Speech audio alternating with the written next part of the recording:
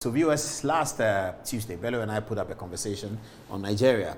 The big story was that Goodluck Jonathan, the former president of Nigeria, was to run, or forms had been picked for him for the other party, the ruling party, the All Progressive Congress, the APC, which is the party of President Muhammadu Buhari, who actually defeated Goodluck Jonathan when he first came to power in 2015. Now, in 2015, Goodluck Jonathan was a candidate for the PDP, the incumbent president, and Muhammadu Buhari was a candidate for the APC. At the end of Muhammadu Buhari's 2-year term, Muhammadu Buhari is now coming in to Goodluck Jonathan is now coming in on the ticket of the APC, the same party that defeated him. So the APC is looking to break the eight with a former president from a different party. It can only happen in Nigeria, you know. This doesn't happen frequently anywhere. This can only happen in Nigeria, where they believe in outcomes. Nigerians believe in outcomes. I think they have to say something good about that. They just believe in the outcomes. Let's go now to Bello with the latest story over the last 24 hours that Goodluck Jonathan says that he has now accepted to run on the ticket of the APC. So he's picked forms to compete to become the candidate of the APC. Bello, where do we start the story from? Well, I think let's start from here. Who is this? Bashir Ahmed? He's one of the aide to the president.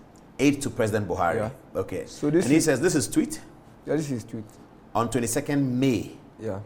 No, on 9th May. Yeah, 9th May. 9th May 2022. Okay, which is 2 days ago. Yep. Yeah.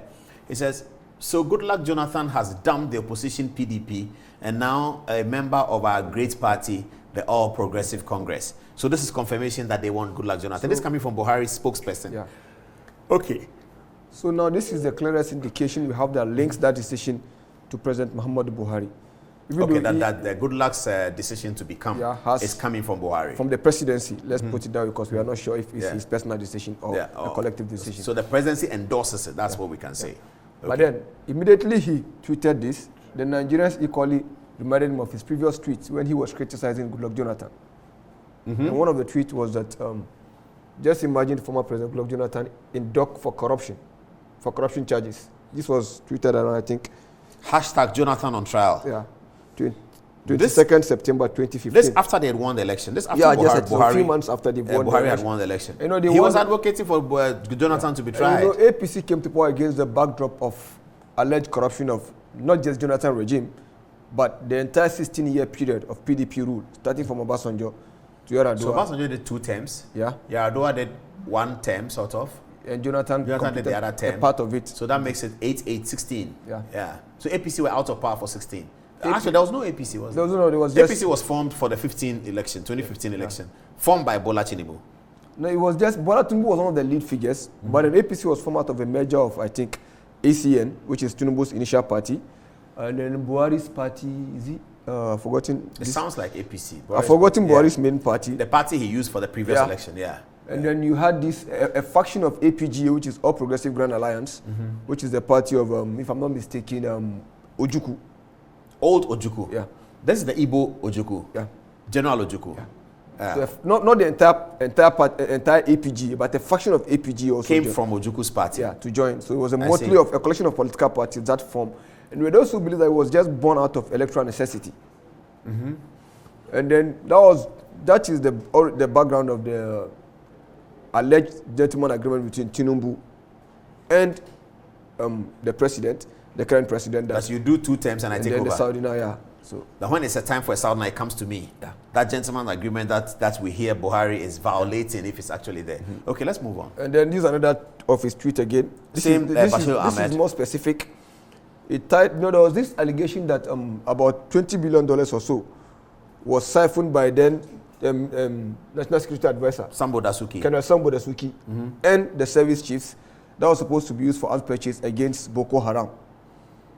And then, so one of the allegations was that, so since he's the head of state at that time, he is liable equal. So Nigerians are now reminding him, so now going forward, if you present such person as a candidate, what do you say about him having bastardized his image?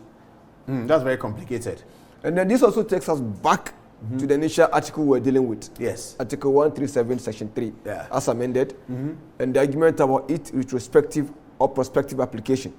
And then the article clearly stated that a person who was sworn in to complete the term for which another person was elected as president shall not be elected to such office for more than a single term. Yeah, so this is the new amendment. So now it's clear. So a person sworn in, so they're talking about swearing in, whether it's a day before the term ends, unlike Ghana where we say 2 years, there's no clarification of 2 years. Any person who is sworn in to complete the term for which another person was elected, that's clear, as president shall not be elected to such office for more than a single term. Okay, so this is clear. So it means that if you take over from someone, you can only have another term, because they use important words here. A person sworn in, so this is sworn in. They distinguish between sworn in and elected. So a person sworn in to complete a term for which another had been elected, that's clear, shall not be elected to such office. So it's not shall not be sworn in to such office, shall not be elected. So you are sworn into an office, then you get elected, you cannot get elected again. But this law was done after Jonathan had left office.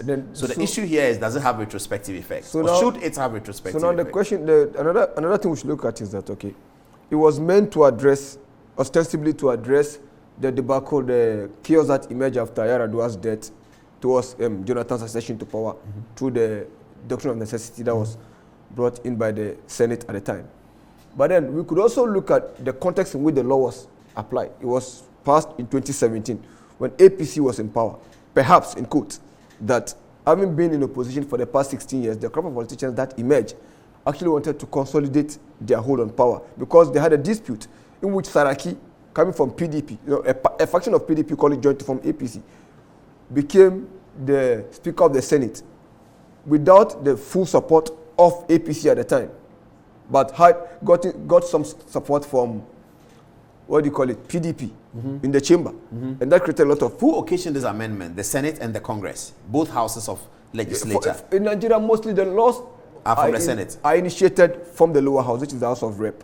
House of Rep, the federal one. Yeah, the federal one. Okay, then it goes to the Senate. It goes to the Senate for final approval. So that happened. So this traveled through both houses. So if either of the houses refuse to accept the law, it becomes automatic. Okay, so this was accepted by all, but the majority of the deputies, deputies, I mean MPs, majority of them were APC, was it? APC has majority in both chambers, but not super majority overall. But at the time they passed, they have a big majority. They did. So it was an APC policy. Yeah.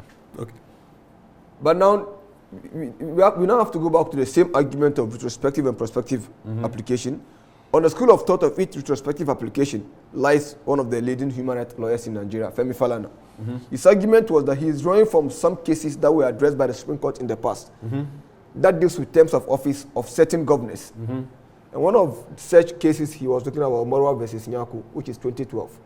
And I think, okay, so at 199 at 387, the Supreme Court stated that section of section 1801 and 2A of the 1999 Constitution of the Federal Republic of Nigeria has prescribed a single term of 4 years, and if a second term, another period of 4 years, and not a day longer. Yeah.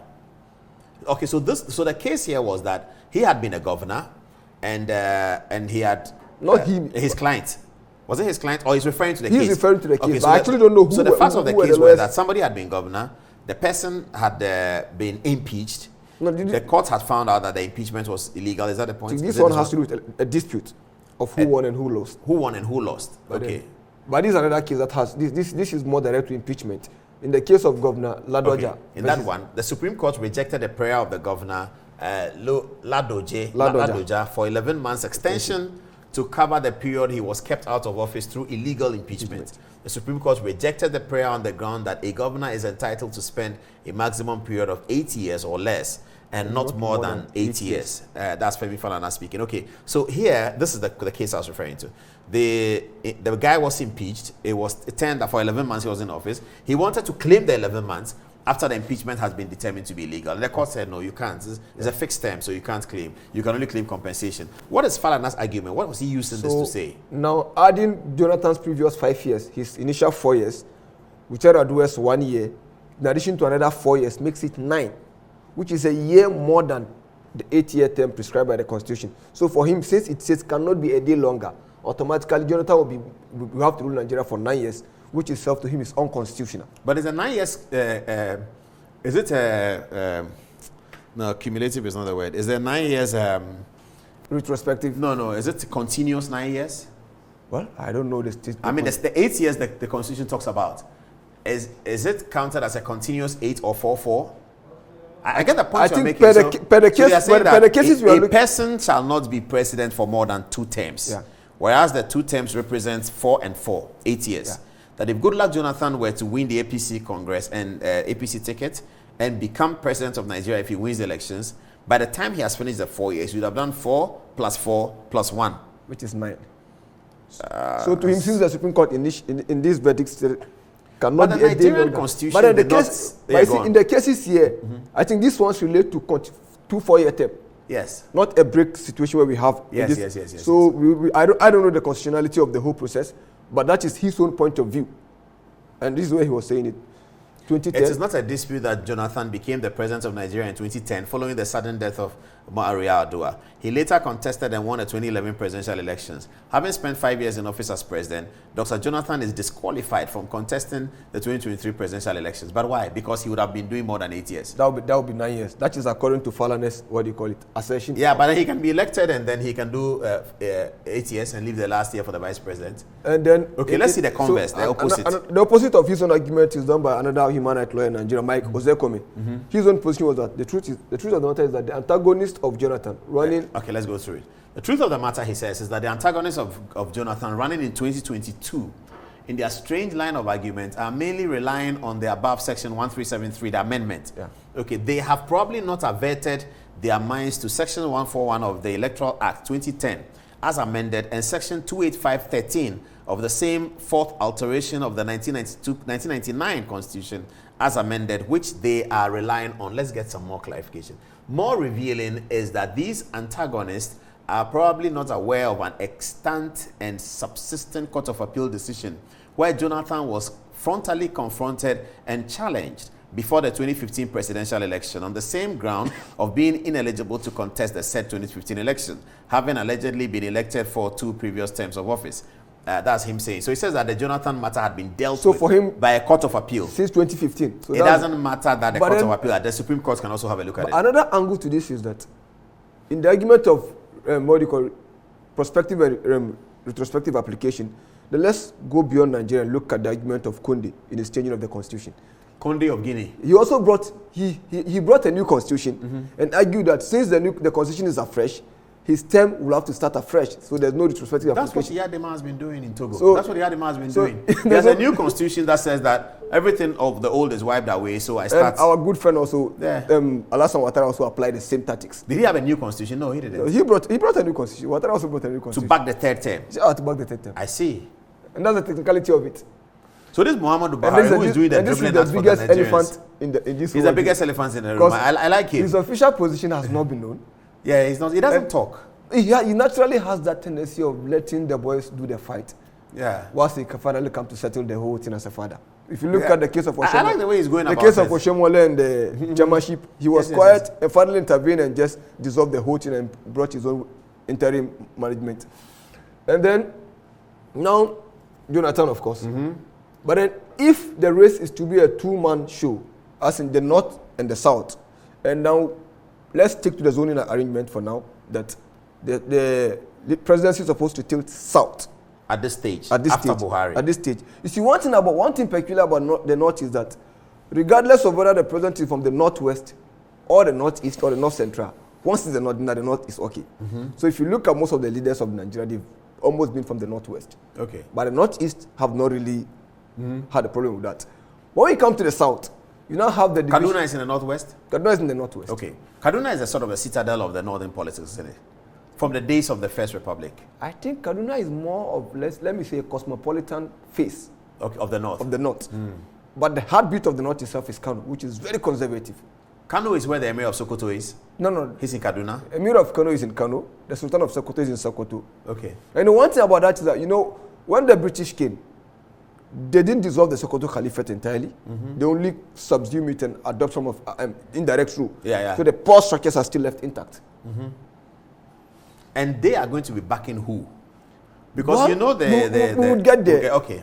I'm talking about Sanusi, who people have asked Sanusi have always said to drop the chieftaincy and run for president. He stated very clear that his only dream was to be on the throne of Kano. And once that has been achieved and he was unseated, he accepted in good faith that God gives power and God takes power. But now that he's been unseated, he's able to run for office, shouldn't he? Or he's preparing himself to be finance minister of one of the candidates? No. He's now occupying a very important religious role in Nigeria now as a Khalifa or the overall head of the Tijaniya movement in Nigeria. So he can't do politics? Which is a very powerful religious leadership position he holds in the country. But he's a great talent lost to politics there. And now, let's assume the APC race is supposed to be the ballot tilted to the south. Mm-hmm. The key context in APC will have to be between Tinubu and his former protege, Osibanjo. The vice president. Is he in? Has he picked the forms? Yeah, he's in. Okay. And then that is for the south. But Goodluck is in now, so he's also south. Well, that's what I'm saying, that if you go by the south, unlike the north, which doesn't care which of the, Nigeria has 6 geopolitical zones. Yeah, I get it, yeah. So you're saying that among the south, there's going to be differences? For the south, they still play this east-west card. Okay, so this is Yoruba. These are not the southwest. So he's Yoruba? Yeah, it's Yoruba. Tinubu is this Yoruba. is Yoruba. And they are both from the southwest. This is south-south? Yeah, south-south. Ijo. South-south. And he's been president before? He's been president before. And he can run for 1 term, if he does? Well, I think personally, for me, if you look at the prospective application, meaning the previous term has been squashed off. Oh, no, it doesn't mean that. Then automatically, technically, he has to come for 2 terms. No, the previous term has not been squashed off. Nobody's saying that. The question is whether he can run or not. If the law doesn't affect him. Which law? The law that banned, okay, then he can start afresh. Prospectively, then we are forgetting the whole thing. Then he's entitled to. No, but the law recognizes a term. The law recognizes that. Before the amendment, you cannot do 2 terms. Before the amendment came in. The amendment is actually limiting him. But those of us who think that amendments cannot have retrospective effect, we think Jonathan is good to go. Well, I think so. Those who think so, it's either he goes in on the old law, because which bar him from contesting. Yeah, the old law before the amendment, which allows him to contest. Okay. The reason for which in 2015 he was sealed. But in that case, he's entitled to 1 term. Correct. That's the point you're making. So he's either entitled to 1 term or he's disqualified from running, depending on how you interpret the Constitution. So if you look at the essence of retroactivity, and you take the view that you cannot have retroactive legislation, as is clearly stated in Ghana's Constitution, I'm not sure why they didn't state it in their Constitution. In Ghana's Constitution, it's clear, no law shall have retrospective effect. If you look at it that way, then the old law before this one was passed qualifies Jonathan to do 1 term. If you look at the amendments as affecting Jonathan, then he's actually disqualified, which will be sad. And then another thing we need to look at now, and these are some of the candidates that are contesting on the APC ticket so far. Okay, so will you put Bola Tinubu as the number 1? Is he the top guy to win? Yeah, so far I think within the APC he has a better chance than the rest. So far they're about 20. Okay, there's a text here from somebody who's watching us in London. I think he's a Nigerian. Let me read it out. It says that also, with Tinubu and the Nigerian politics, you need to listen a bit more to the Nigerian voters. A lot of them believe that Tinubu brought the Buhari government, which has become one of the worst performing administration in the history of the country.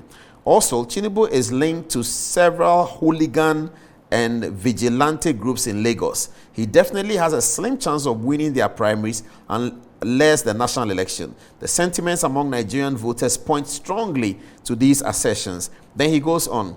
No, not Jonathan either, especially if he decides to betray the PDP.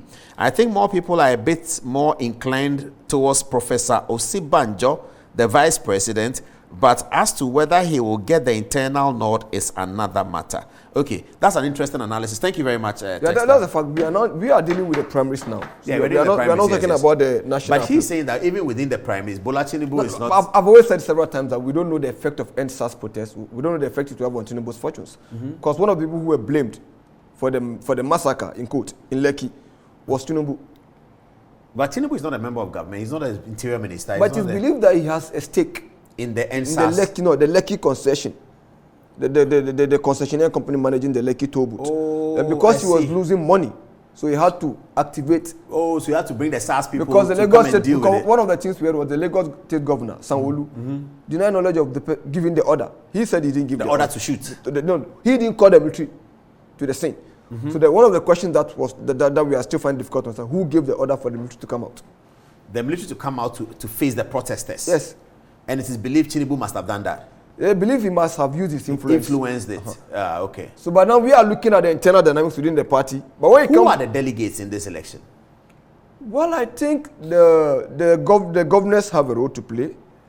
And then no, do they have a vote? Is this settled? I mean, Nigeria may not. Yeah, there was this amendment recently. In Nigeria, they may not have settled it yet. There was this recent electoral law that will avoid prevented them from participating. But there was an amendment recently to that law again in the same National Assembly that now gives back the voting right to those governors, to be part of the Congress. I see.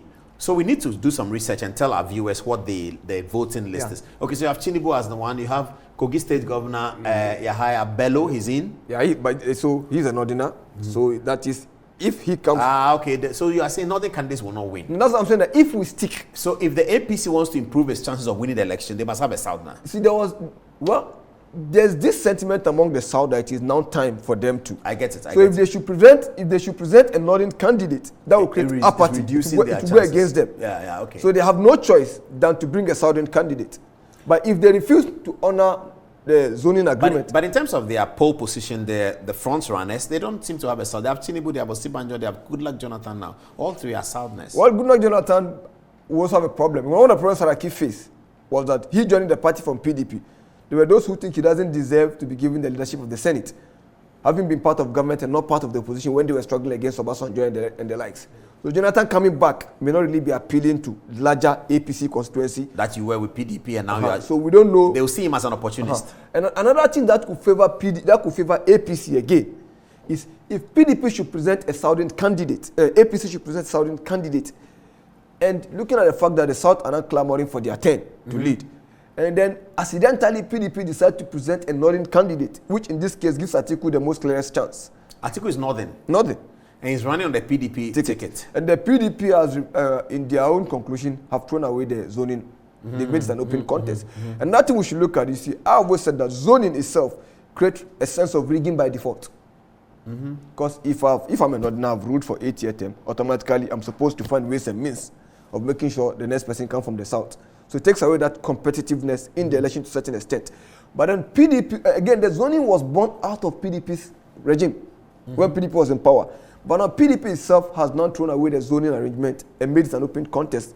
That should tell you that perhaps there's a segment of Nigeria that's also realized the defect of that zoning. And moreover, that zoning tends to focus more on ethnic identity, regional identity, whereas the main important... Than political party philosophy. And aside that, than the main issues in election, which is unemployment, poverty, and all those kind of things. Oh, okay. So it's all about whose turn is it to be president. Do you think that given technology and given Facebook, given the expressions of NSAS, Nigeria's elections this year is going to look different? It's going to be the first election that will not be looking at whose turn is it from north or south, but who can actually deliver the socioeconomic difficulties that Nigeria is facing? I think 2015 election has already done that. That was won by Buhari. Because he was seen as a freshman. PDP have been in power for the past 16 years. Buhari has been re-elected in 19. Now I'm saying that, but the election of Buhari in 2019, when you compare the whole phase of the election, the conduct to 2015, I mean, it's far below what we saw. Yeah, that's correct. Another problem that Jonathan himself will have, even if he gets the nod, is about his decisiveness. There's always been this. He's thought to be indecisive. Of course. Because if you look at when the Chibok girls, the Chibok girls were kidnapped, within a week, we keep hearing denials from the military and the government. Proof further, had he taken bold step, perhaps the girls would have been saved by his lack of action. And okay, so Atiku Abubakar is leading the charge for the PDP ticket. Former vice president to Obasanjo. And then I think 2 times. Okay. So far, I think he even contested the initial primary on APC ticket. But he's someone who's supposed to have had some corruption issue as head of customs with a lot of money laundering to the United States. Is that also? PDP have thrown away the zoning agreement. They are not going to be zoning the. So they are presenting the northern. It's an open contest. So who are the other PDP candidates? We have to be right. This another Peter Obi. Yeah, Peter Obi. He's Southerner. So the Christian is he? Yeah, he's Peter. But then when we go to the south, the division between the east and the west will surface. But is he Igbo? Yeah, he's an Igbo from the east. Okay, so he's east. Yeah. So southeast. So the election will become southeast. The election becomes more interesting if APC should bring a southerner, and then PDP also brings a southerner. It becomes more competitive. But if PDP should, by the fact that they've thrown away the zoning, bring a northerner, that could just compel the southerners out of apathy and fatigue of the north to just go for any Southerner that the APC tend to present. That's an aspect of the who has more votes, North or South? Well, even population in Nigeria is quite debatable. There's always a conflict between the federal figures and the state figures. I see. Okay, we have more to do. We have to believe and in then, who is this? A clear indication of the rivalry between the East and the South, and the West and the East. In terms of the Southern, we all divide Nigeria into two. Yeah. This is Sanwo-Olu, the current governor of Lagos State. And so when he was asked about zoning, he said, I think we believe so, and I think that is what is fair. That is what is just. But it is really about Nigeria. There are aspirations everywhere, and there are so many qualified people. But for the equity and fairness we have in our country, I think it is just morally fair that it goes to that part. And Southwest is top-notch on that. He's from Southwest. Yeah. That's Yoruba. That's Yoruba. Okay. We believe that our positions from these meetings are still very valid, and everybody must consider. He's supporting the zoning. He's supporting the zoning to the South. While supporting the zoning to the South, he's equally trying to secure the Southern zone to the Southwest, not the Southeast. Oh, so while the North doesn't care about... But the Southwest has the votes. Yoruba is more. That's what I'm saying, that the North doesn't care which of the geopolitical angle of the North. North is North. But when it comes to the South, they still play that division. About that. So now, and then, these are some sociocultural groups in Nigeria that are equally influential in some of the geopolitical zones. And that begins to give you a fair view of how Nigerians are relating or reacting to. This is the Middle Belt Forum, and the Middle Belt State consists of places like Benue State, Plateau State, I think Nasarawa State, if I'm not mistaken. Okay. These are places that are just in between the North and the West, so they are more of like a convergence point. What is he saying is that by this decision, the PDP so this is the position of the Middle Belt Forum. By what decision? PDP now, as it stands, have made the election an open contest. They are not. There's nothing about. They're not zoning. Okay, and Northern can come and Southern can come. So he's saying that by the decision to open up, the PDP has dug his own grave. Sadly, this is a party whose constitution unequivocally commits to the policy of rotation and zoning of party and public elective offices in pursuance of the principles of equity, justice, and fairness. The opinion that the PDP is not obligated to zone its presidential ticket for the 2023 election is preposterous and illogical. Likewise, the implied consideration that is not only a northern candidate that can secure victory for the party in 2023 presidential elections. Okay, let's move it. He continues and says that this is a party whose constitution, that's the same thing.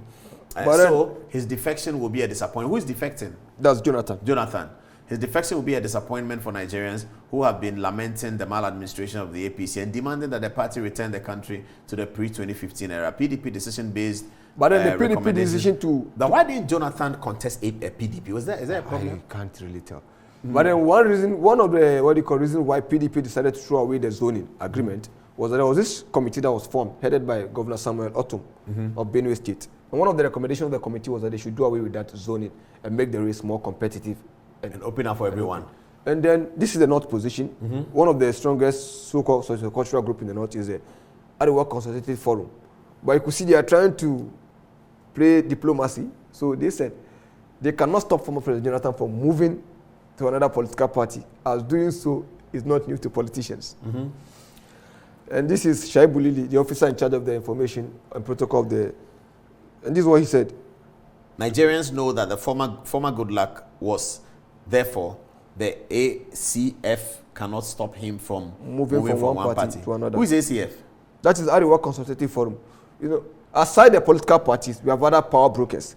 Some of these power brokers are sociocultural groupings. This group represents the North. We have the Ohaneze Ndibu, which represent the Igbo ethnic group. We have the Afenifere sociocultural group, which represent most of the Yoruba. So we have this, and some of these groups are equally influential because they are made up of traditional leaders, opinion leaders. They are equally made up of elder statesmen from each of these ethnic groups. So aside the Middle Belt Forum, this is the position of what you call it, Arewa Consultative Forum. But within this statement, you could see a tacit support for the decision to bring Jonathan into APC, because it tends to give the North an advantage than the South. So it's more like playing a neutral card, whilst deep down, beneath the whole statement, you can see the attempt by them to also support. And this is another, someone analyzing Buhari's quietness. Buhari still refused to talk. And he was comparing, he said, Buhari is simply yet complex. His weakness is his strength. The weakness is he does not terminate conspiracy at infancy. His strength is that he allows you to expend your energy to nurture the conspiracy, and he wakes up one day and kill it on his way to Nairobi. One-man cabal. Now, there's this belief that Buhari has lost control of the presidency and it's been managed by the cabal. And one of the biggest victims of that accusation was the former, what do you call it, chief of staff. Yeah.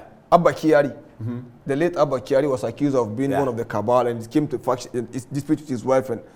But then he said that the man, he's not weak. And if you look at the decision he took when APC chairmanship, I mean, it shows the man just allow you to exhaust all your energy, then he comes in. This is him in a photograph with Osibanjo. And I think... But he's not backing Osibanjo for the position. Well, we can't say, but in terms of giving Osibanjo the room to operate more freely as the vice president, I mean, he has given Osibanjo more room to But that's also because he's not been well. Sometimes for a whole year. But even when Yar'Adua was sick and was leaving Nigeria, he went to handed over power to Jonathan. Yeah, I know, but Buhari had not been well. This is a more modern era than Yar'Adua's. Facebook is running, Twitter is running. Everybody was asking where is Buhari? Facebook. 1 year, it was there, but it wasn't active in our policy. I think so. I'm sure that you can't give all that credit to Buhari. He was unwell. It has to do with the kind of trust he has in the vice president. But if he does, why is he not back? Why is he pulling off a former president from another party? It goes back to here. Buhari likes to keep quiet, allow you to exhaust all your energy before. And he's very complex. Let me go to our social media viewers. That's Alhassan Bello and I doing our theme on Nigerian politics. Like it and subscribe and follow us. We'll be doing a lot more as Nigeria go to the polls to elect a president for themselves after Muhammadu Buhari has finished his term. In 2024, Ghana will be in the same position. So we are looking at what's happening in Nigeria.